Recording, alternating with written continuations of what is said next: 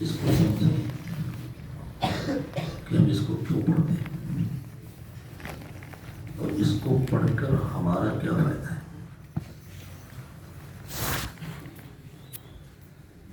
اس کائنات کا نظام اللہ تعالیٰ نے ایسا بنایا ہے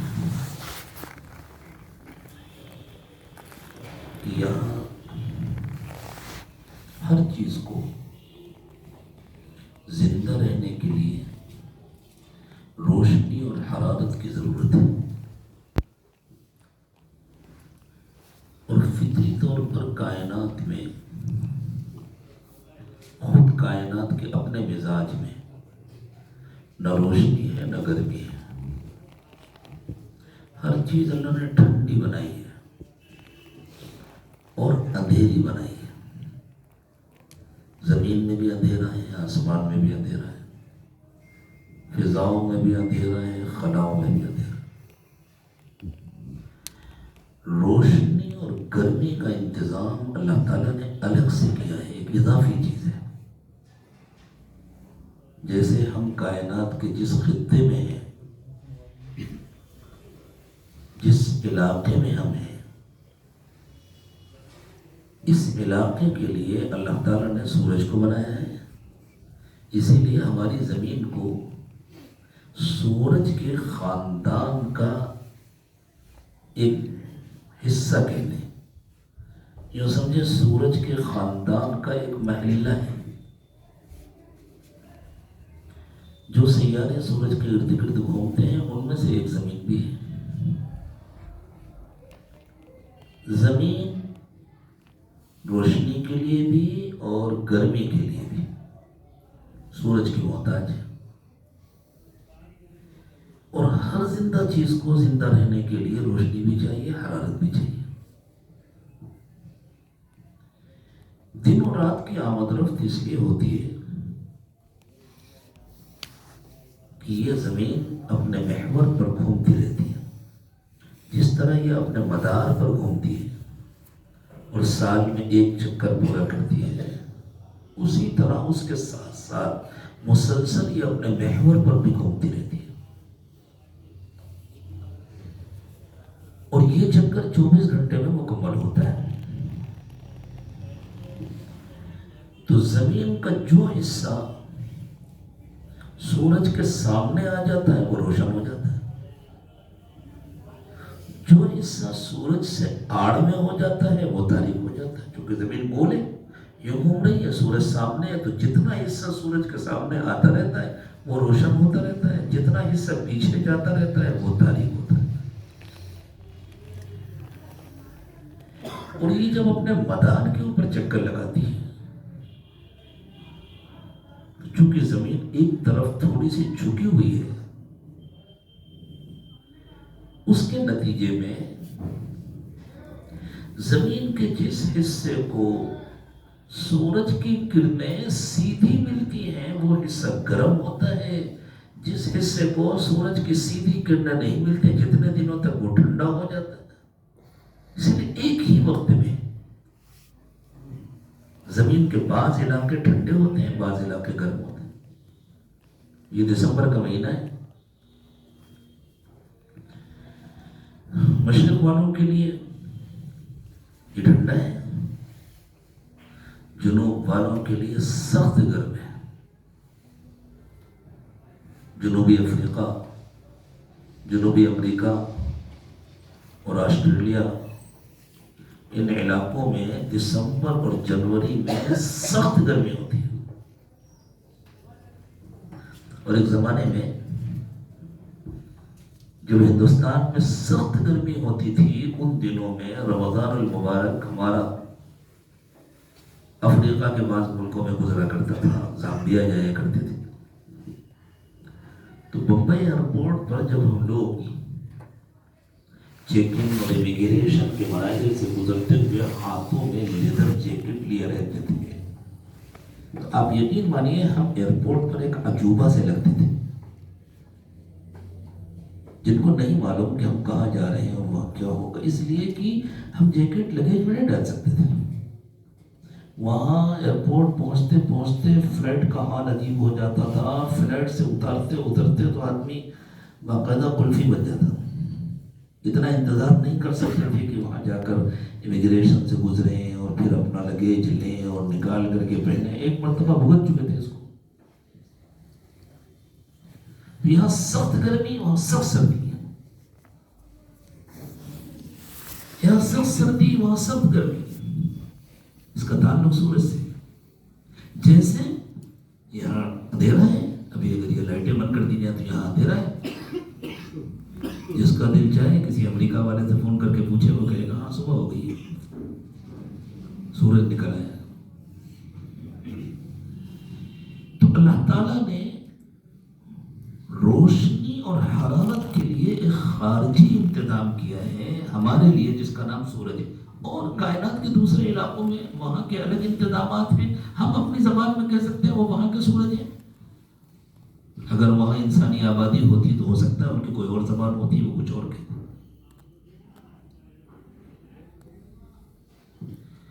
یہی حال انسانوں کے قلوب کا بھی ہے.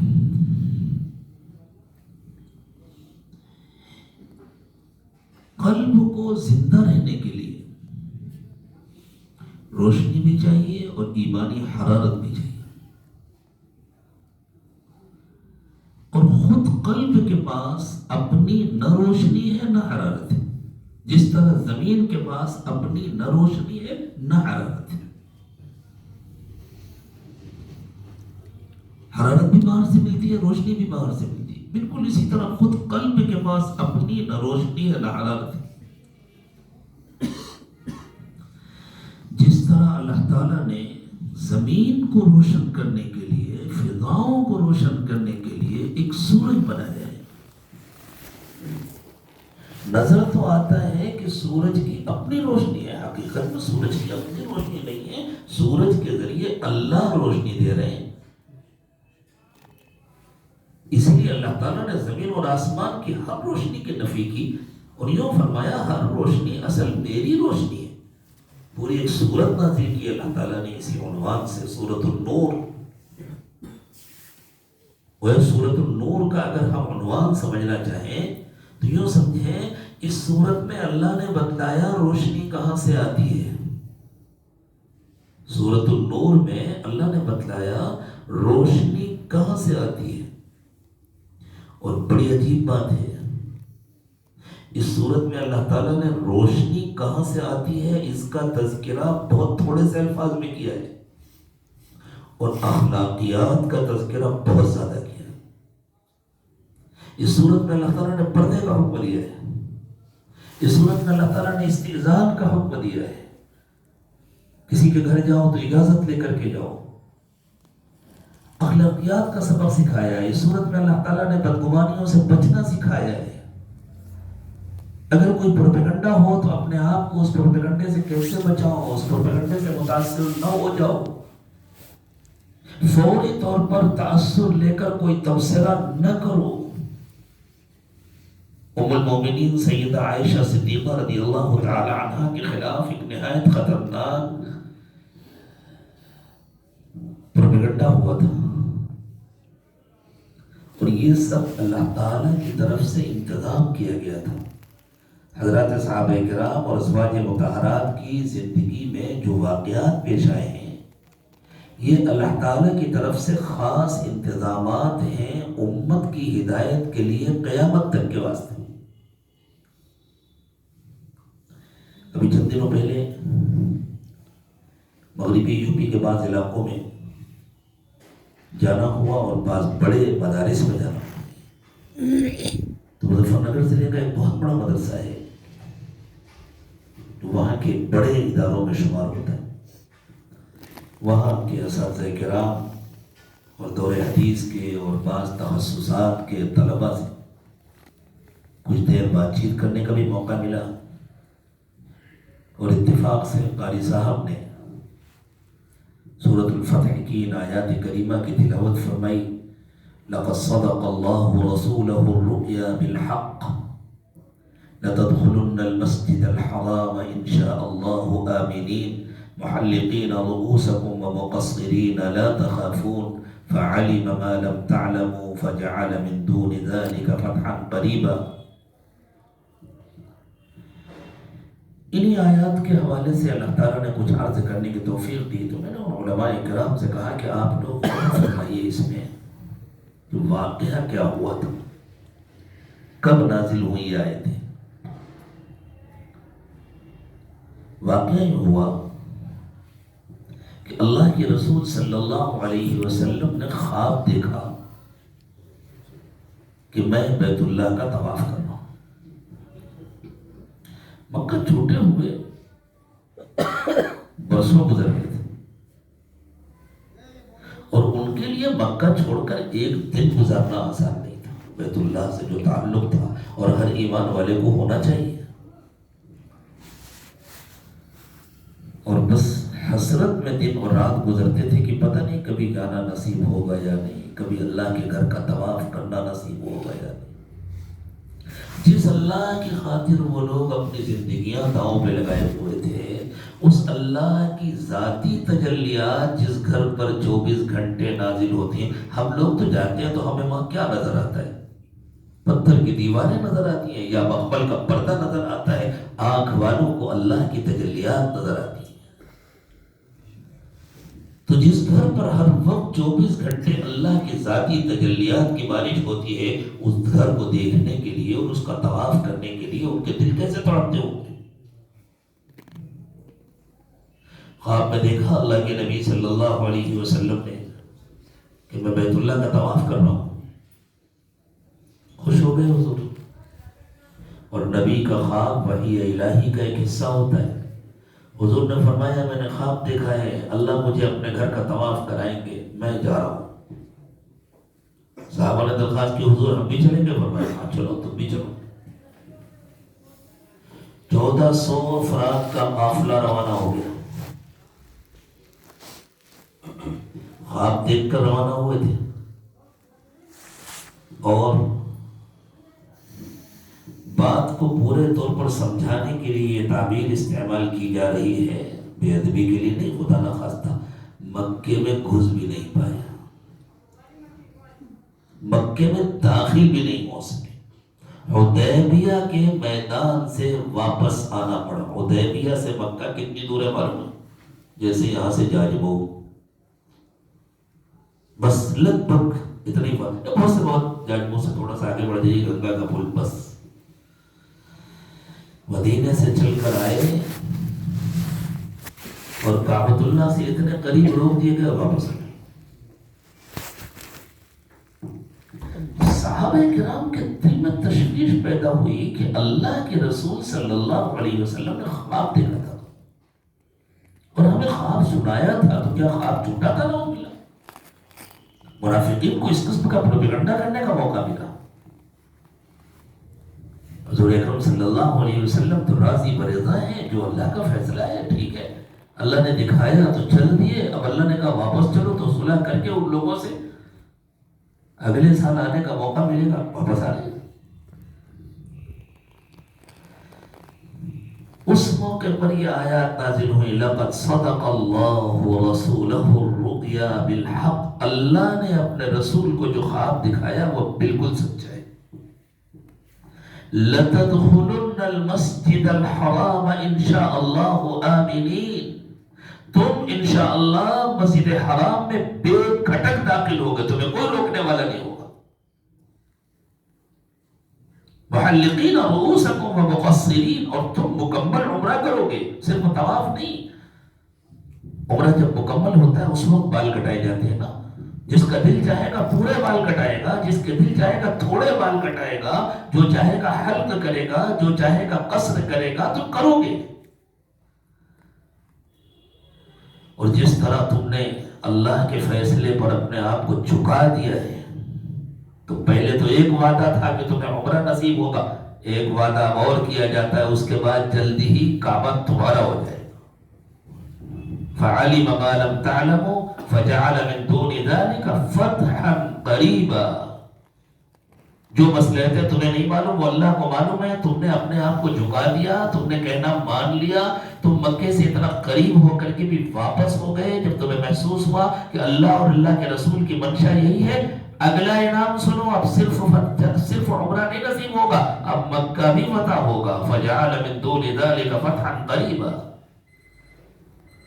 کیوں ہوا یہ واقعہ؟ اللہ تعالیٰ امت کو یہ سبق دینا چاہتے تھے کہ دیکھو جو پیشن گوئیاں کی جاتی ہیں اللہ اور اس کے رسول کی طرف سے وہ بالکل برحق ہوتی ہیں, لیکن چونکہ اللہ اور اس کے رسول ان پیشن گوئیوں کے پورے ہونے کا وقت نہیں متعین کرتے, زمانہ نہیں متعین کرتے. زمانہ تمہیں متعین کرنا ہوگا اپنے اندازے سے, اور اس میں غلطی ہو سکتی ہے زمانے کے تعین میں. لیکن زمانے کے تعین میں غلطی کا یہ مطلب نہیں ہے کہ پیشن گوئی غلط ہو جائے. پیشن گوئی سچی ہے, جب اللہ کی طرف سے مقرر کیا ہوا اس کا وقت آئے گا تو یہ ہو جائے. اگر اللہ تعالیٰ پہلے سے اپنے نبی صلی اللہ علیہ وسلم کو وقت بھی بتلا دیتے کہ یہ عمرہ اس سال نہیں ہوگا اگلے سال ہوگا, تو قیامت تک کے لیے امت کا کیا ہوتا؟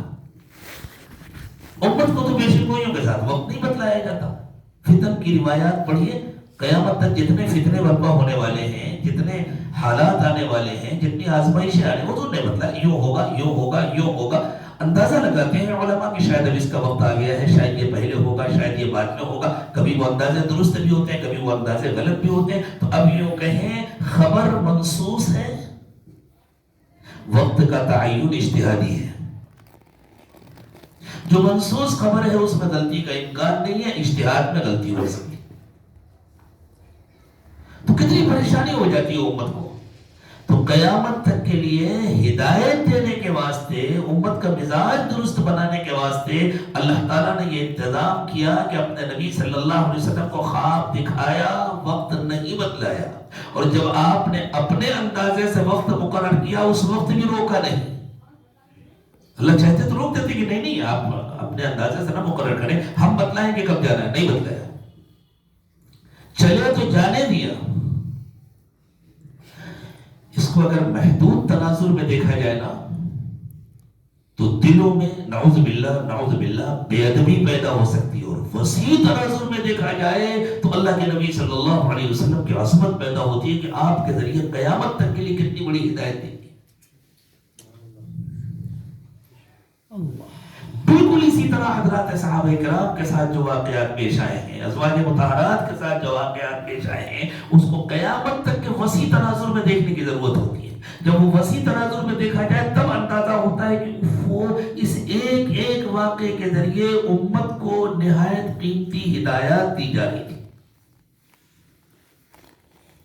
انہی میں سے ایک واقعہ یہ پیش آیا, کچھ ایسے حالات ہوئے کہ منافقین کو اور ان کے پیچھے کام کرنے والے یہودیوں کو موقع مل گیا ام المومنین حضرت عائشہ صدیقہ رضی اللہ تعالی عنہا پر ایک جھوٹا الزام لگانے کا.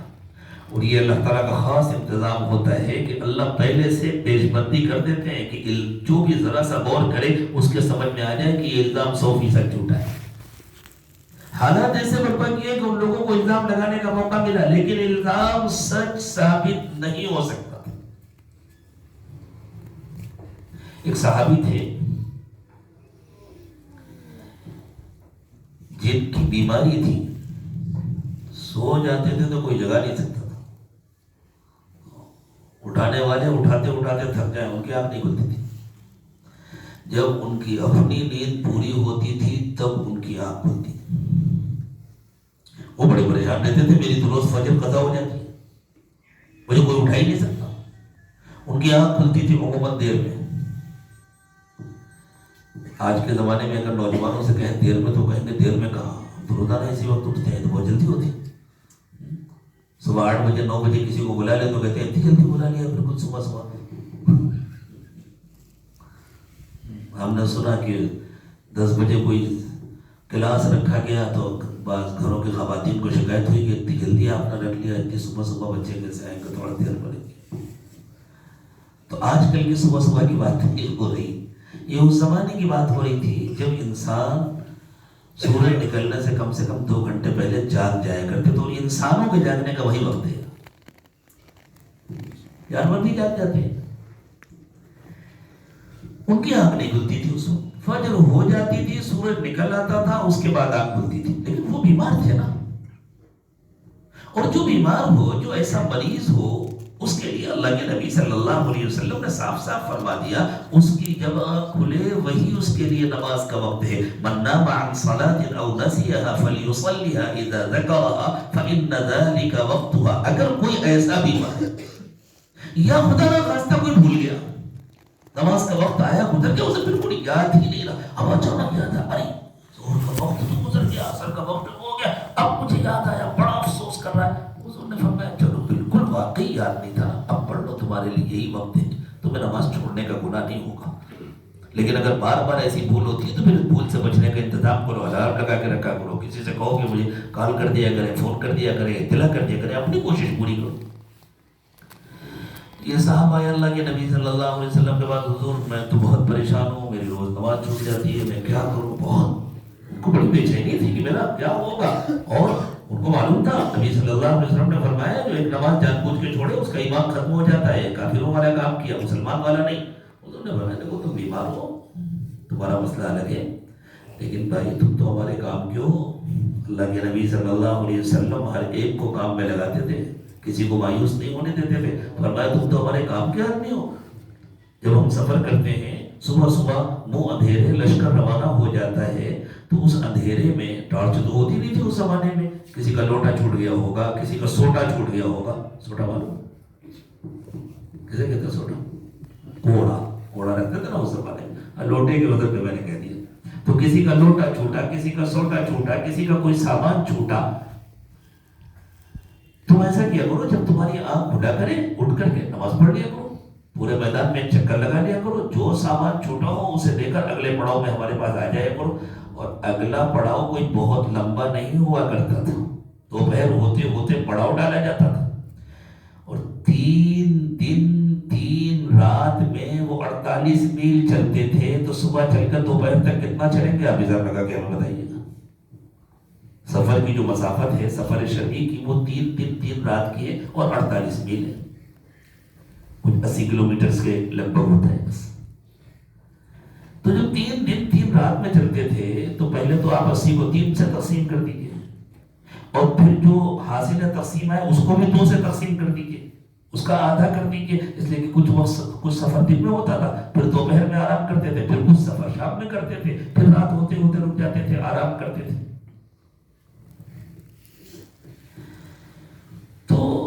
بہت بہت ہوا تو 8-10 کلومیٹر بس اتنا فاصلہ. وہاں آ جایا کرو ہمارے پاس، جس کا جو سامان چھوٹا ہو اسے لا کے دے دیا. یہ تھے جن کو حضرت عائشہ رضی اللہ تعالی عنہ سوتی ہوئی نظر آ گئی تھی. اس لیے کہ حضرت عائشہ کا ہار چھوٹ گیا تھا، وہ تلاش کرنے چلی گئی. اس زمانے میں دبلی پتلی تھی، کھانا بہت ملتا نہیں تھا.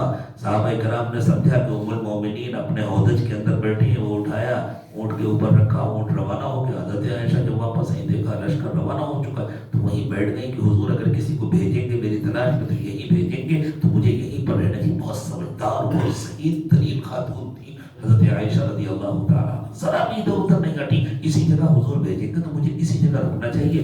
صبح صبح کی ٹھنڈی ٹھنڈی ہوا چل رہی تھی، آنکھ لگ گئی. اتنے میں وہ صحابی تشریف لائے، ان کی جو نظر پڑی تو انہوں نے زور سے کہا انا للہ و انا الیہ راجعون. تو آپ بھول گئی. انہوں نے اپنا اونٹ بیٹھایا، دور چلے گئے. یہ اشارہ سمجھ گئی کہ یہ کہہ رہے ہیں کہ اونٹ میں بیٹھ جائیے. وہ اونٹ میں بیٹھ گئی، وہ آگے آگے نکیل پکڑا انہوں نے دن کی روشنی میں اور لے کر کے چل دیے. ایک اصولی بات یاد رکھیے، ساری دنیا کے میڈیکل سائنس کے ماہرین اس پر متفق ہیں، جس شخص کو بھی دنیا میں نیند کی یہ بیماری ہوتی ہے وہ نامرد ہوتا ہے، وہ نامرد ہے. اس لیے منافقین نے جو پروپیگنڈا کیا تھا اس کا کوئی امکان ہی نہیں تھا. اول تو یہ ہے کہ کھلا میدان ہے، صبح کا وقت ہے، رات گزر چکی ہے، کھلی روشنی ہے، تھوڑی دور کا سفر ہے اور پھر وہ شخص نامرد ہے. لیکن قیامت تک کے لیے ہدایت دینی تھی نا اللہ تعالیٰ کو کہ اگر ایسا کوئی مسئلہ پیش آ جائے تو تمہیں کیا کرنا چاہیے. ان لوگوں نے الزام لگا دیا. منافقین کا جو سردار تھا عبداللہ ابن ابی ابن سلول اس کی اچانک نظر پڑی، اس نے کہا دیکھو دیکھو یہ تمہارے نبی کی بیوی ہے، دیکھو یہ کیا کر کے آئی، کس کے ساتھ رات گزار کی، یہ کہا اس نے اسی لہجے میں کہا، اور پھر پورے لٹے شروع ہو گئے۔ ایک صحابی اپنے گھر گئے تو ان کی بیوی نے کہا، عموماً اس قسم کی جو باتیں ہوتی ہیں نا وہ مردوں کے مقابلے میں عورتوں میں زیادہ چلتی ہیں، تو ان کی بیوی نے کہا تم نے کچھ سنا عائشہ کے بارے میں لوگ کیا کہہ رہے ہیں؟ آج ہمارے سامنے ہمارا مسئلہ یہ ہے کہ اتنا تقدس ہے، اس زمانے میں تو ٹھیک ہے حضور کی بیوی ہے، ایک عورت ہے، تم نے کچھ سنا عائشہ کے بارے میں کیا کہہ رہے ہیں؟ اللہ کیا تربیت فرمائی تھی نبی اکرم صلی اللہ علیہ وسلم نے صحابہ کرام کی۔ انہوں نے اپنی بیوی سے کہا یہ بتلاؤ عائشہ کی جگہ تم ہوتی تو تم سے یہ غلطی ہوتی ہے، توبہ توبہ کیا کہہ رہے ہو، اللہ نہ کرے میں یہ غلطی کروں گی، تو تم عائشہ سے زیادہ تقوی والی ہو، تمہارا ایمان عائشہ سے زیادہ پختہ ہے، اپنے بارے میں کہہ رہی ہو اللہ نہ کرے میں یہ غلطی کروں گی اور تم عائشہ۔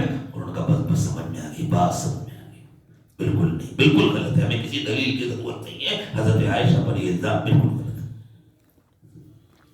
یہی بات اللہ تعالیٰ نے فرمائی، ارشاد فرمایا لولا اذ سمعتموه ظن المؤمنون والمؤمنات بانفسهم خيرا وقالوا هذا افك مبين۔ ایسا کیوں نہیں ہوا کہ سنتے ہی ایمان والے کہتے جب یہ ہم نہیں کر سکتے تو نبی کی بیوی کیسے کر سکتی ہے، جھوٹ ہے۔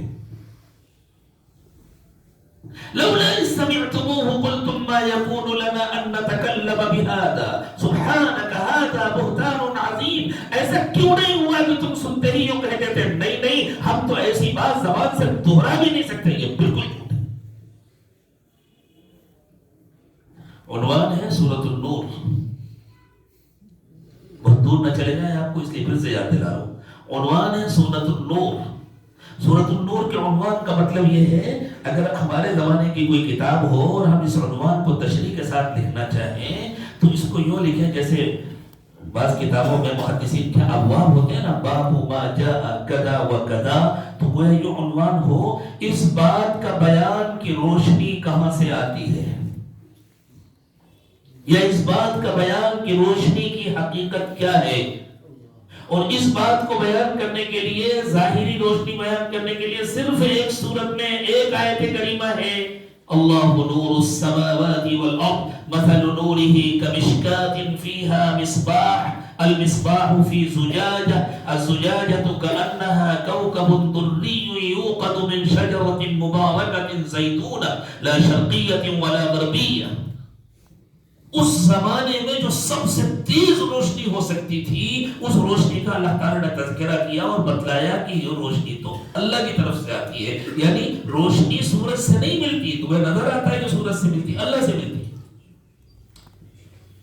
یہ بتلا دیا یہ جتنی روشنی ہے سب اللہ کی، یہ جو روشنی ہو رہی ہے یہ بھی اللہ کی روشنی ہے، سورج سے جو روشنی ملتی ہے وہ بھی اللہ کی روشنی، چاند سے جو روشنی ملتی ہے وہ بھی اللہ کی روشنی۔ اور اس آیت کریمہ میں اللہ تعالیٰ نے جس روشنی کا تذکرہ کیا کہ گویا ایک دہتا ہوا ایسا چراغ ہے، گویا وہ روشنی اس کے اندر سے روشنی ابل رہی ہے، نور علی نور، روشنی کے طوفان برپا ہے اس کے اندر۔ اور سید المفسرین حضرت عبداللہ ابن عباس رضی اللہ تعالی عنہما ارشاد فرماتے ہیں کہ جو اللہ تعالیٰ نے جس روشنی کا تذکرہ کیا یہ مومن کے قلب کی روشنی ہے۔ تو بیان تو یہ ہو رہا ہے کہ روشنی کیا ہے اور روشنی کہاں سے آتی ہے، اور ایک آیت میں اللہ نے یہ بتلایا کہ روشنی جو تمہیں سورج سے ملتی نظر آتی ہے وہ حقیقت میں اللہ کی روشنی ہے، اللہ نے سورج کو بنایا ہے تمہیں روشنی دینے کے لیے، اور بقیہ ساری صورت میں اخلاقیات کا ذکر ہو رہا ہے یہ بتلانے کے لیے اصل یہ روشنی ہے جس سے تمہیں اپنی زندگی کو روشن کرنا ہے۔ اصل روشنی جو تمہیں ملتی ہے وہ تو ایک دوسرے سورج سے ملتی ہے۔ جب اللہ تعالیٰ نے اس روشنی کے بارے میں یہ بتلا دیا کہ یہ روشنی مومن کے دل میں ہوتی ہے، آگے فرمایا یہد اللہ لنورہ من یشاء، اللہ جس کو چاہتے ہیں اس کو اپنی روشنی کا پتہ بتا دیتے ہیں. بہت سادہ سا آیت کا مفہوم ہے یہ. اللہ جس کو چاہتے ہیں اس کو اپنی روشنی کا پتہ بتا دیتے ہیں. سن کر کے دل میں شوق پیدا ہوتا ہے نا، اللہ ہمیں بھی بتا دیں پتہ کہاں ہوتی ہے وہ روشنی. تو اللہ نے کہا اچھا تمہیں پتہ چاہیے، ہم بتا دیں تمہیں کہاں ہوتی ہے وہ روشنی. فی بیوت اذن اللہ ان ترفع ویذکر فیہا اسمہ. دنیا میں کچھ مخصوص گھر ہوتے ہیں نا جن کو اللہ نے بلند کرنے کا حکم دیا ہے. یہاں بلندی سے مراد پاک و صاف رکھنا ہے. اس بلندی کی ایک ظاہری شکل یہ ہوتی ہے کہ اس کے مینارے بلند ہوتے ہیں، اور اس بلندی کی حقیقی شکل یہ ہے کہ وہ پاک و صاف رکھا جاتا ہے. اس میں کوئی ناپاک داخل نہیں ہو سکتا، اس میں کوئی جنبی داخل نہیں ہو سکتا، جس پر غسل فرض ہے وہ داخل نہیں ہو سکتا، جو عورت اپنے مخصوص ایام میں ہے وہ داخل نہیں ہو سکتی، اس لیے کہ وہ اللہ کا پاک گھر ہے. اور وہ بنایا جاتا ہے اللہ کا نام لینے کے لیے. سمجھ گیا نا کون سے گھر ہے؟ مسجد. اللہ نے فرمایا ہم تمہیں بتا رہے ہیں وہ روشنی کہاں ہوتی ہے جس کا تذکرہ کیا گیا، جو سب سے تیز روشنی ہوتی ہے، جو سب سے طاقتور روشنی ہوتی ہے، جس سے زیادہ طاقتور کوئی روشنی نہیں ہو سکتی، جو سورج سے بھی زیادہ طاقتور روشنی ہوتی ہے، وہ مسجدوں میں ہوتی ہے. مسجدوں میں کہاں ہوتی ہے؟ مسجدوں کے بلب، مسجدوں کے چراغ ہمیں نہیں.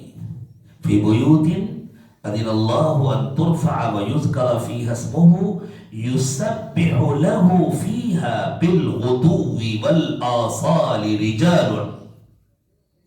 ان گھروں میں صبح و شام کچھ لوگ اللہ کی پاکی بیان کرتے ہیں. وہ روشنی ان لوگوں کے اندر ہوتی ہے. اور ان لوگوں کی خصوصیت کیا ہے؟ لا تلہیہم تجارۃ ولا بیع عن ذکر اللہ. ان کا کاروبار معلوم ہو یہ ہمیشہ مسجد میں نہیں بیٹھے رہتے، لیکن مسجد میں تو کاروبار کرنا جائز نہیں ہے. یہ کاروبار بھی کرتے ہیں، یہ بیوپار بھی کرتے ہیں، لیکن ان کا مسجد سے مضبوط تعلق ہوتا ہے. یہ مسجد میں اللہ کا نام لیتے ہیں، مسجد میں ذکر کرتے ہیں، مسجد میں عبادت کرتے ہیں، مسجد میں تلاوت کرتے ہیں، مسجد میں نمازیں پڑھتے ہیں اور کاروبار بھی کرنے جاتے ہیں. جب یہ کاروبار بھی کرنے جاتے ہیں تو وہاں بھی ان کا کاروبار، ان کی مصروفیات ان کو اللہ کی یاد سے غافل نہیں کر پاتے. لا تلہیہم تجارۃ ولا بیع عن ذکر اللہ. اللہ کی یاد سے ان کا کاروبار ان کو غافل نہیں کر پاتا. وہاں بھی ان کے دل میں اللہ کی یاد ہوتی ہے. وَإِقَامِ الصَّلَاةِ وَإِيتَاءِ الزَّكَاةِ. نماز پڑھنے سے اور زکوٰۃ ادا کرنے سے ان کے دل میں کبھی غفلت نہیں آتی. يَخَافُونَ يَوْمًا تَتَقَلَّبُ فِيهِ الْقُلُوبُ وَالْأَبْصَارُ. یہ ہر وقت اس دن سے ڈرتے رہتے ہیں جس دن آنکھیں بھی پلٹ جائیں گی، دل بھی پلٹ جائیں گے. جو بتلایا اصل روشنی دلوں میں ہوتی ہے. دلوں میں روشنی کہاں سے آتی ہے؟ دلوں میں روشنی اس سورج سے نہیں آتی جو آسمان پر چمکتا ہے. دلوں میں روشنی اس سورج سے آتی ہے جو مدینہ طیبہ میں آرام فرمائے. اس کو بھی اللہ تعالیٰ نے سورج بنایا ہے، اس کو دلوں کو روشن کرنے کے لیے سورج بنایا ہے. یا ایھا النبی انا ارسلناک شاہدا ومبشرا ونذیرا. اے نبی صلی اللہ علیہ وسلم، ہم نے آپ کو انسانوں کے لیے گواہ بنایا ہے. خوشخبری سنانا اور ڈرانا آپ کا کام ہے. وداعیا الی اللہ باذنہ، اور آپ کا کام اللہ کے حکم کے مطابق بندوں کو اللہ کی طرف بلانا ہے. وسراجا منیرا، اور اے نبی ہم نے آپ کو روشن سورج بنایا ہے. سراج کا لفظ قرآن پاک میں کئی جگہوں پر سورج کے لیے استعمال ہوا ہے، اور سراج کا لفظ حضرت محمد صلی اللہ علیہ وسلم کے لیے استعمال ہوا ہے یہ بتلانے کے لیے جس طرح تمہاری ظاہری زندگی کو روشنی کے لیے ایک سورج کی ضرورت ہے، تمہاری معنوی زندگی کو بھی روشنی کے لیے ایک سورج کی ضرورت ہے. تمہاری ظاہری زندگی میں جو سورج ہے اس سورج کے ذریعے تمہیں توانائی ملتی ہے، تمہیں حرارت ملتی ہے. تمہیں روشنی ملتی ہے، تمہارے غلے پکتے ہیں، تمہارے پھل پکتے ہیں، ان میں مٹھاس آتی ہے، ان میں طاقت آتی ہے، وہ اپنی پختگی کو پہنچتے ہیں. اور حضرت محمد صلی اللہ علیہ وسلم کے ذریعے جو تمہیں روشنی ملتی ہے، اس کے ذریعے تمہارے اندر اخلاق آتے ہیں، تمہارے دل میں کیفیات پیدا ہوتی ہیں، تمہارے رذائل ختم ہوتے ہیں، تمہاری اندر کی بیماریاں ختم ہوتی ہیں. تو یہ روشنی کا سورج ہے حضرت محمد صلی اللہ علیہ وسلم. اور ہم ہر وقت محتاج ہیں، جس طرح ہم اپنی ظاہری زندگی میں روشنی اور حرارت کے محتاج ہیں، ہم اپنی معنوی زندگی میں بھی، اپنی روحانی اور باطنی زندگی میں بھی ہر وقت روشنی اور سورج کے محتاج ہیں. یہ روشنی کس طرح پہنچتی ہے؟ اللہ تعالیٰ نے نظام ایسا بنایا ہوا ہے. جیسے دیکھیں یہ سورج کی روشنی ہم تک کس طرح پہنچتی ہے. ہمیں درمیان میں نہ نظر آنے والے ہمارے انتظامات ہیں جن سے روشنی پہنچتی ہے. ابھی عصر کے بعد اتفاق سے میں اسی مضمون پر کچھ گفتگو کر رہا تھا. میں اسی وقت بیٹھے بیٹھے اللہ تعالیٰ نے یہ کچھ باتیں ڈالی تو دل چاہ جو لوگ بیٹھے ہیں تھوڑا سا ان کو بھی سنا دیں. دن میں کتنی تیز روشنی ہوتی ہے کہ نہیں ہوتی؟ دوپہر کے وقت میں کتنی تیز روشنی ہوتی ہے. دوپہر کے وقت میں گرمی کے زمانے میں اگر بدلی نہ ہو، کوئی درمیان میں رکاوٹ نہ ہو تو کوئی سورج کو دیکھ پاتا ہے؟ اور اگر دیکھنے کی کوشش کرے تو کیا حال ہوگا؟ دیر تک دیکھے تو آنکھوں کو نقصان ہو جائے گا. تھوڑی دیر اگر سورج کو دیکھ لو تو عجیب حال ہوتا ہے، پھر جدھر دیکھیں ادھر روشنی کے دبے دبے سے محسوس ہوتے ہیں. تھوڑی دیر تک سورج کو غور سے دیکھ لیں تو آنکھوں میں درد ہونے لگتا ہے، کوئی دیکھ نہیں سکتا. زمین سورج سے لگ بھگ 15 کروڑ کلومیٹر کے فاصلے پر ہے. 14 کروڑ آشاریہ کچھ ہے، تو 14-15 کروڑ کلومیٹر کے فاصلے پر ہے زمین، جس کو میل میں جب ناپا گیا تھا تو 9 کروڑ 30 لاکھ میل بتلایا گیا. جب اتنی دور میں اتنی روشنی ہوتی ہے تو اگر زمین کی فضا سے باہر نکل کر 2-4 کروڑ کلومیٹر سورج سے قریب پہنچ جائے تو روشنی کتنی تیز ہوگی کہ نہیں ہوگی؟ آپ یقین مانیے زمین کے چاروں طرف 500 کلومیٹر کا جو فضائی گھیرا ہے، اگر کوئی اس سے باہر نکل جائے تو سورج کی روشنی تیز نہیں ہوگی، بالکل ختم ہو جائے گی. بالکل ختم ہو جائے گی. سورج چمکتا ہوا نظر آتا ہے. آج کل بہت آسان ہے، آپ گوگل میں اسپیس کو سرچ کر کے دیکھ لیجیے، سورج سامنے چمکتا ہوا نظر آئے گا، اس کے باوجود روشنی نہیں ہوگی. ایسا دھبا سا محسوس ہوتا ہے جیسے کوہرے کے زمانے میں. تو کوہرا شروع ہو گیا نا، ابھی دور بڑھے گا. کسی وقت کوہرا تیز ہو اور آپ گاڑی لے کر کے ہائی وے پر چلے جائیں تو کیا حال ہوتا ہے؟ سامنے سے جو گاڑی آ رہی ہوتی ہے اس کی سرچ لائٹ ایک دھبا سا لگتی ہے، سمجھ میں نہیں آتا کچھ، بس ایک ہلکا سا روشنی کا دھبا ہوتا ہے.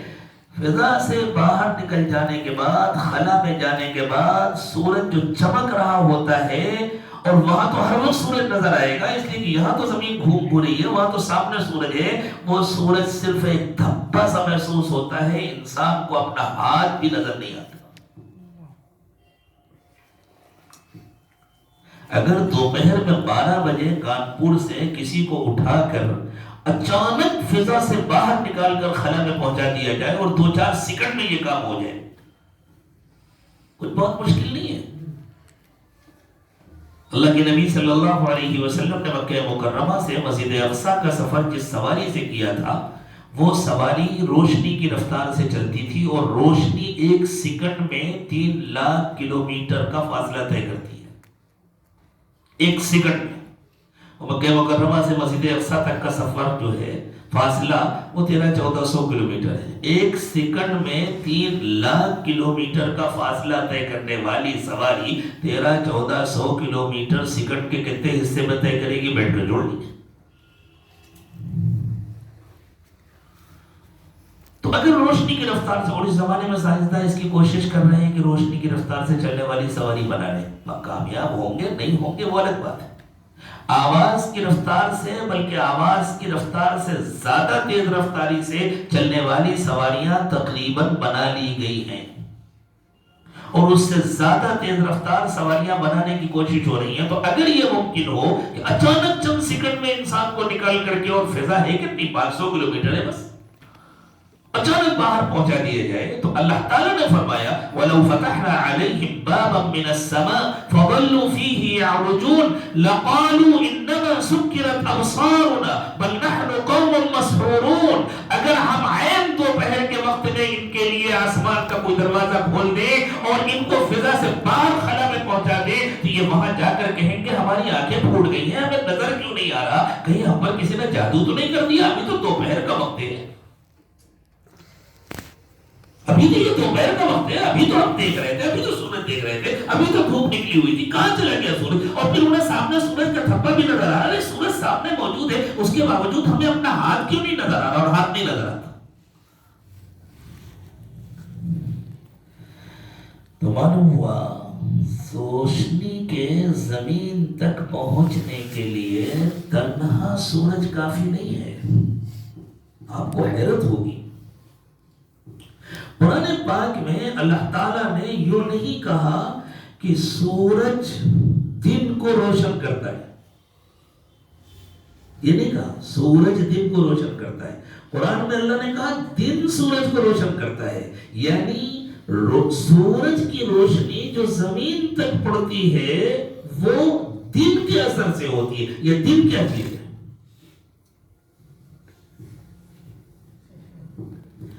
زمین کی جو فضا ہے، یہ جہاں بیٹھے ہیں سب، یہ فضا اربوں خربوں باریک باریک ذرات سے بھری ہوئی ہے. یہ ذرات میڈیم بنتے ہیں، یہ ذرات درمیان کا واسطہ بنتے ہیں، یہ ذرات درمیان کا وسیلہ بنتے ہیں. روشنی کا مزاج اللہ نے ایسا بنایا ہے، روشنی جس چیز سے ٹکراتی ہے ٹکرا کر لوٹتی ہے، اور جب لوٹتی ہے تو جس زاویے سے ٹکراتی ہے اس زاویے سے لوٹتی ہے. اگر یوں ترچھا ٹکرائی ہے تو اتنی ہی ترچھا واپس ہوگی، سیدھی ٹکرائی ہے تو سیدھی واپس ہوگی، کراس ٹکرائی ہے تو اتنی زاویے سے کراس واپس ہوگی. یہ جو ذرات ہیں فضا کے اندر بھرے ہوئے، یہ ذرات کوئی گول گول نہیں ہے، کوئی گول ہے، کوئی چپٹا ہے، کوئی چھوٹا ہے، کوئی بڑا ہے، بہت چھوٹے ہیں، بہت باریک ہے، جو عام طور سے آنکھوں سے نظر نہیں آتے. لیکن اگر آپ دیکھنا چاہیں تو کبھی دن کے وقت میں اپنے کمرے میں اندھیرا کر دیجئے اور کسی بہت باریک سوراخ سے سورج کی روشنی کو اندر آنے کا موقع دیجئے، تو اس روشنی کے ساتھ ساتھ آپ کو بے حساب ذرات تیرتے ہوئے نظر آئیں گے. ان ذرات سے پوری فضا بھری ہوئی ہے. جب وہ روشنی ان ذرات میں ٹکراتی ہے تو ادھر ٹکرا کر ادھر جاتی، ادھر ٹکرا کر ادھر جاتی، اس طرح پھیلتی ہے، اور ان ذرات کے ذریعے سے پورا دن روشن ہو جاتا ہے. یہ جو ذرات کا مجموعہ ہے یہ ہے دن. جب سورج کی روشنی اس دن پر پڑتی ہے تو یہ دن سورج کو روشن کرتا ہے، یعنی یہ دن سورج کی روشنی کو زمین تک پہنچاتا ہے، ورنہ زمین تاریک رہے. تو معلوم ہوا صرف سورج کا ہونا کافی نہیں ہے، درمیان میں واسطہ بھی چاہیے روشنی کو پہنچنے کے. یہ ہم ختم و خواجگان اسی لیے کرتے ہیں. اسی طرح اللہ تعالیٰ نے حضرت محمد صلی اللہ علیہ وسلم کی سورج کی، حضرت محمد صلی اللہ علیہ وسلم کے قلب اطہر سے ایمان کی روشنی ہم تک پہنچانے کے لیے درمیان میں کچھ واسطے بنائے ہیں. یہ ہے مشائخ کا سلسلہ. ان کے قلوب سے ٹکرا کر، ان کے قلوب سے ہو کر کے اس کے ذریعے سے وہ روشنی ہم تک پہنچتی ہے. اس لیے ہم کو وہ جتنی زیادہ روشنی چاہیے اتنا زیادہ ہمیں اپنا تعلق مضبوط کرنا ہوتا ہے حضرت محمد صلی اللہ علیہ وسلم سے، اور اتنا زیادہ اپنے تعلق کا اظہار کرنا ہوتا ہے درمیان کے اس پورے سلسلے سے اور ان تمام مشائخ سے. اسی لیے اللہ کے نبی صلی اللہ علیہ وسلم کی روشنی حاصل کرنا ہے تو کثرت سے درود شریف پڑھنا ہے، اللہ کو یاد کرنا ہے، اللہ اللہ کا کہنا ماننا ہے اور کثرت سے درود شریف پڑھنا ہے. جب ہم درود شریف پڑھیں گے تو وہاں سے روشنی ملے گی. اور کتنی ملے گی؟ فرمایا من صلی علیہ واحدۃ صلی اللہ علیہ عشرہ. تم جتنی محنت کرو گے اللہ اس کی 10 گنا زیادہ تمہیں روشنی عطا فرمائیں گے. جو میرے اوپر ایک مرتبہ درود پڑھے گا اللہ اس پر 10 رحمتیں نازل فرمائیں گے. یعنی اس سے 10 گنا زیادہ میرا فیض اسے ملے گا. لیکن یہ فیض پہنچے گا کیسے؟ یہ فیض ہمیشہ پہنچتا ہے درمیان کے مشائخ کے واسطے سے. اس لیے ہمیں ان بزرگوں کو لیے بھی ایصال ثواب کرنا ہوتا ہے. جب ہم ان کو ایصال ثواب کریں گے، جب ہم ان کی قدردانی کریں گے اور اللہ تعالیٰ خوش ہوں گے کہ ہاں میرے ان بندوں کے لیے بھی یہ دعا کر رہا ہے، میرے ان بندوں کو بھی ثواب پہنچا رہا ہے. ذاتی طور پر با اختیار صرف اللہ ہے، جس سے اللہ جو چاہتے ہیں کراتے ہیں. جب ہم ان بندوں کے لیے دعائیں کرتے ہیں اور ان کی ارواح خوش ہوتی ہے، یقینی بات ہے جب ان کے پاس تحفہ پہنچے گا، جب ان کے پاس ہمارا ہدیہ پہنچے گا تو وہ خوش ہوں گے اور وہ اللہ کے نیک و مقرب بنتے ہیں. جب وہ خوش ہوتے ہیں تو اس خوشی کے نتیجے میں ان کے واسطے سے اللہ کے نبی صلی اللہ علیہ وسلم کا فیض ہمیں زیادہ حاصل ہوتا ہے. اس فیض کے نتیجے میں ہماری قلبی کیفیات بدلتی ہیں، ہمارے اندر اعمال کا شوق پیدا ہوتا ہے، ہمارے ایمان میں ترقی ہوتی ہے، ہمارے دل میں اللہ کی یاد بڑھتی ہے، گناہوں کی نفرت پیدا ہوتی ہے اور انسان اور اچھا انسان بنتا ہے. انسان اللہ کے اور قریب ہو جاتا ہے، انسان کے تقوی میں اضافہ ہوتا ہے. اس وقت کوئی اور بات نہیں کرنی تھی، یہ بتلانا تھا کہ یہ جو ایصال ثواب کا اہتمام کیا جاتا ہے، یہ جو ختم خواجگان پڑھا جاتا ہے. اب یہ ختم خواجگان میں بعض مخصوص اوراد ہوتے ہیں وہی پڑھے جاتے ہیں. اس کی کیا وجہ ہے؟ ایصال ثواب تو آپ کچھ بھی پڑھ کے کر سکتے ہیں، لیکن خاص طور سے ختم خواجگان میں یہ جو مخصوص اوراد پڑھے جاتے ہیں اس کی کیا وجہ ہے؟ اخیر میں ذرا سے اس کو بھی سمجھ لیں. آپ کے گھر میں کوئی مہمان آیا، ہر آدمی کا اپنا ایک ذوق ہوتا ہے، کسی کو کچھ پسند ہے، کسی کو کچھ پسند ہے. آپ لوگوں کو یاد ہوگا ابھی ماضی قریب کی ایک عظیم ترین شخصیت گزری ہے، حضرت قاری صدیق صاحب رحمۃ اللہ علیہ. جو جاننے والے تھے وہ جانتے تھے حضرت کو کڑھی بہت پسند ہے، تو لوگ کوشش کرتے حضرت تشریف لائے تو ہم کڑھی بنائیں، پکاتے. اب حضرت کو جو کھانا پسند ہے، ایک مطلب ہمارے ایک دوست ہیں گونڈا کے مولانا بشیر صاحب، ہتھوڑا کے پڑھے ہوئے، پھر دارالعلوم دیوبند میں سے فارغ ہوئے، پھر کچھ دن مراد آباد میں پڑھایا، پھر کچھ دن وہ سعودی عرب میں بھی رہے اور وہاں وہ جو ہیئت الامر بالمعروف والنہی عن المنکر ہے اس میں تھے. بہرحال اس محکمے میں کسی صحیح آدمی کا رہنا اسی طرح آسان نہیں ہے جیسے ہمارے ہندوستان کے بعد مخصوص محکمے ہوتے ہیں پولیس وغیرہ کے، اس میں کوئی ایماندار آدمی نہیں رہ سکتا. اس لیے ان بیچاروں کے لیے وہاں رہنا مشکل ہو گیا. سب مل کے پیچھے لگ جاتے ہیں، یا تو ہماری طرح ناک کٹواؤ یا اپنے ناک لے کر واپس چلے جاؤ. تو چلے آئے. وہ ایک مرتبہ سنانے لگی کہ دیوبند میں حضرت تشریف لے گئے تھے اور حضرت مولانا اسد مدنی رحمۃ اللہ علیہ نے حضرت کی دعوت کی ہوئی تھی. حضرت کھانا کھانے بیٹھے اور دسترخوان پر سارے پرتکلف کھانے تھے اور حضرت کو پرتکلف کھانے مرغوب نہیں تھے. تو حضرت تھوڑا سا لے رہے تھے، کھا رہے تھے. مولی بشیر کہتے ہیں میں سمجھ گیا، میں چپکے سے اٹھا اور مولانا اسد مدنی صاحب کے گھر میں نے جا کر کے کہا دال ہے کیا؟ تھوڑا کہا ہے تو وہ حضرت کے لیے چاہیے، جلدی سے نکال کر کے دیجیے. کٹوری میں دال لے کر کے آیا، میں نے لا کر کے حضرت کے سامنے رکھا. حضرت نے جلدی روٹی کے ٹکڑے توڑے اور وہ دال میں ڈالا اور کھانا شروع کیا اور خوشی سے چہرے کے رنگ بدل گیا اور بہت اطمینان سے کھایا. مولانا بشیر صاحب کہتے ہیں بعد میں مولانا اسد صاحب نے کہا اللہ کے بندے مجھے پہلے سے بتلایا ہوتا کہ حضرت کو کیا مرغوب ہے، مجھے پہلے سے بتلایا ہوتا. خیر بہرحال ہو گئے. تو ہر آدمی کی کوئی نہ کوئی مرغوب غذا ہوتی ہے نا، ٹھیک ہے، ہمیں کوئی اعتراض نہیں ہے. اگر آپ کو چکن مرغوب ہے اور مٹن مرغوب ہے اور فلاں آپ کہیں گے کہاں اتنی بابرکت مجلس میں دال کا ذکر لے کے ڈر میں جائیے گا کہ آپ جب بھی یہاں مجلس میں آئیں گے ہم آپ کو دال ہی کھلائیں گے.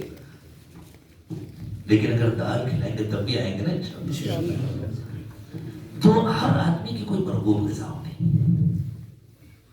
اس سے اس کو خوشی ہوتی ہے. باقی کھانا تو کھا لیتا ہے آدمی جو بھی ہے.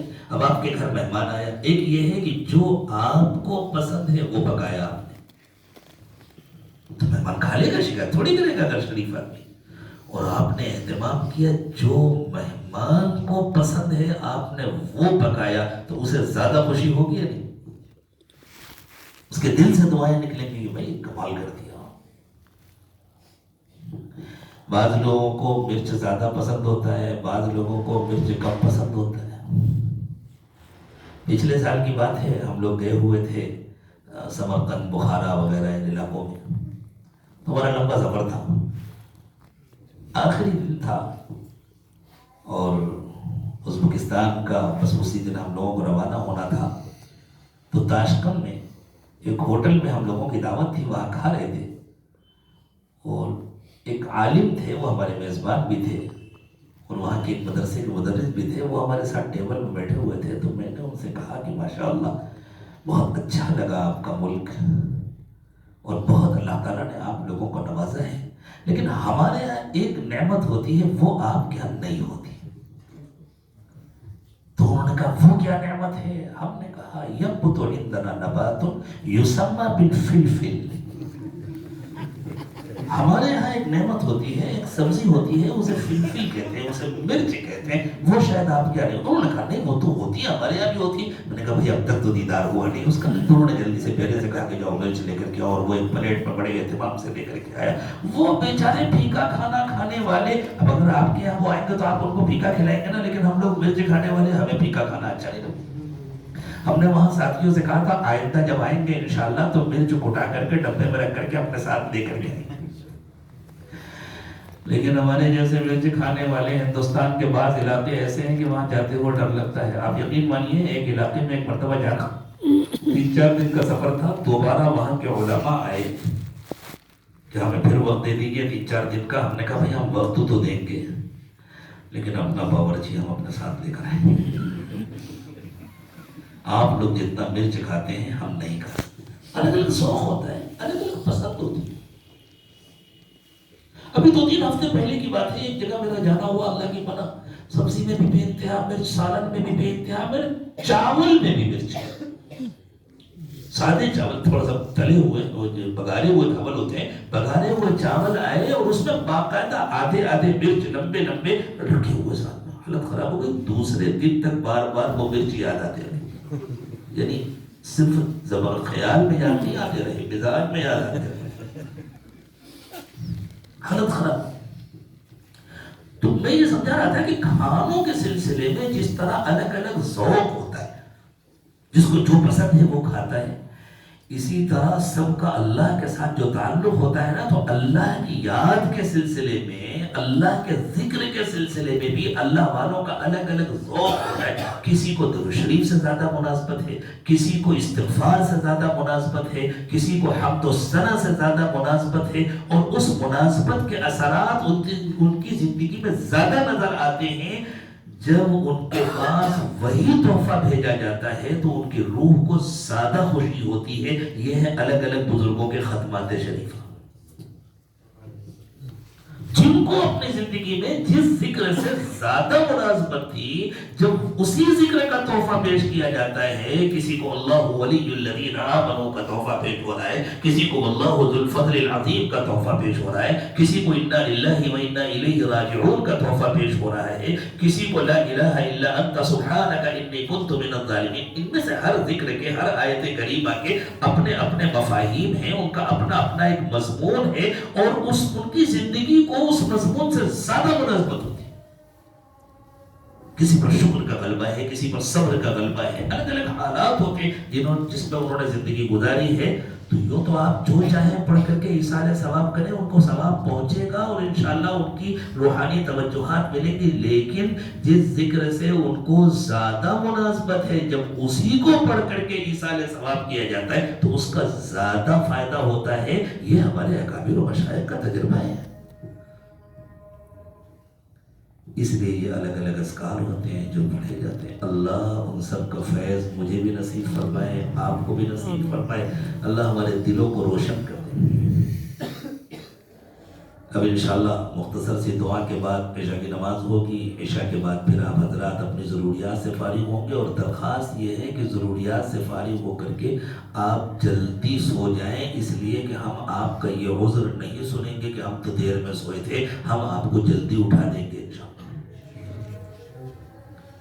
اور اس کی عادت ڈالنے کی کوشش کریں کہ رات میں جلدی سویا کریں، تو پھر خود بخود نیند پوری ہو جائے گی، تہجد میں اٹھ جایا کریں، پھر انشاءاللہ اٹھ کر کے تہجد ادا کی جائے گی. اللہ آج سے ہم سب کو باقاعدہ تہجد گزار بنا دے. اور اس وقت چونکہ خصوصی قبولیت کا وقت ہوتا ہے، اللہ کی طرف سے آواز دی جاتی ہے مانگو جو مانگنا ہو میں دوں گا. تو پھر ہم بھکاری کہیں گے اللہ ہم بھکاری آپ کے در پر حاضر ہیں، آپ دینے کے لیے تیار ہیں، ہم لینے کے لیے تیار ہیں، تو پھر رکاوٹ کیا ہے؟ دے دیجئے، جھولیاں بھر دیجئے. رکاوٹ صرف ہمارے گناہ ہیں، اللہ سے معافی مانگیں گے، اللہ ہمارے گناہوں کو معاف کر دیجئے، اللہ ہمارے گناہ نہ دیکھیے. اس لیے ہمارے خانقاہ کی مجلس کا جو ایک مقرر نظام ہے، اس کے تحت انشاءاللہ تہجد کا وقت ختم ہوتے ہوتے ہم لوگ فجر سے پہلے دعا مانگیں گے، پھر انشاءاللہ فجر کی نماز ہوگی، فجر کے بعد پھر سورہ یاسین کی تلاوت ہوگی، پھر تھوڑی دیر اللہ کو یاد کریں گے. اشراق پڑھنے کے بعد آپ کے لیے موقع ہوگا، آپ چاہیں تو جمعہ تک رکیں، آپ کا دل چاہے کوئی ضرورت ہو تو تشریف لے جائیں، کسی صاحب کو واپس جا کر اپنے مقام پر جا کر جمعہ ادا کرنا ہو تو ان کو بھی آزادی ہوگی، وہاں جا کر جمعہ ادا کریں. اشراق پر انشاءاللہ یہ مجلس مکمل ہو جائے گی. اللہ کی طرف متوجہ ہو جائے، دعا فرما لیں. سبحان ربی العلی الاعلی الوہاب